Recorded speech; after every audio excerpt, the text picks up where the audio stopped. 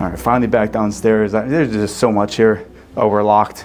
Yeah, we're locked. We have to go back the other way. All right, we made our way back down. We're now at the lower level of the library. So if you look up, you can see the wraparound balcony and just the height of the ceiling in here. And again, these are all books from the mainly 18th and 19th century. Lots again of French Revolution pieces. Now out of the library, there's a back hallway which connects the front hallway here, which we're gonna go to right now, where we left off upstairs when we were locked up there in the dead zoo, I guess you could call this. Not gonna show too much of this, but maybe just a little quick shot down this hallway to get the perspective of the dead zoo. Pretty gnarly. And this is, for perspective, we were up there and this was locked. So if we continue on, there's a little room here. I'm not even sure what this is for, but this is the chapel in the chateau. This is a proper church that just happens to be in the chateau. Again, you got the double height ceilings here, got the altar, all these religious relics in here. And I'm not gonna begin to even try to explain any of this just because I really don't even know. And I feel like most people here don't know because there's just so much. There's so many artifacts from all over the world. And just, I don't really have much to say about this part. It's really intense. The dead zoo, animals from all over the world mounted in this hallway.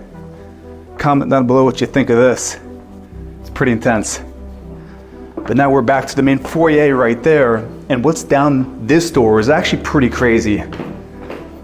So we're now going subterranean in the chateau. And as you come down here, instantly it's like 5 to 10 degrees cooler than upstairs. And this is where the kitchen is in the chateau, because back in the day, kitchens weren't something that you would show off. The kitchen was below the home where you would store the firewood. You've got the pans here.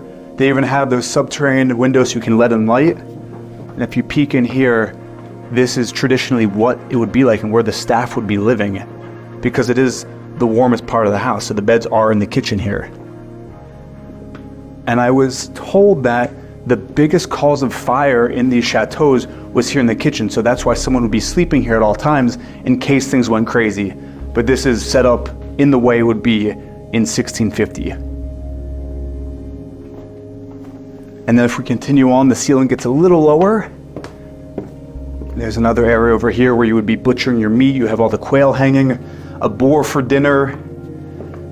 Going even further back, getting even colder, this is the wine storage here, an actual wine cellar. And at the very end, this is pretty crazy. This is where you would store your fruit from the summer.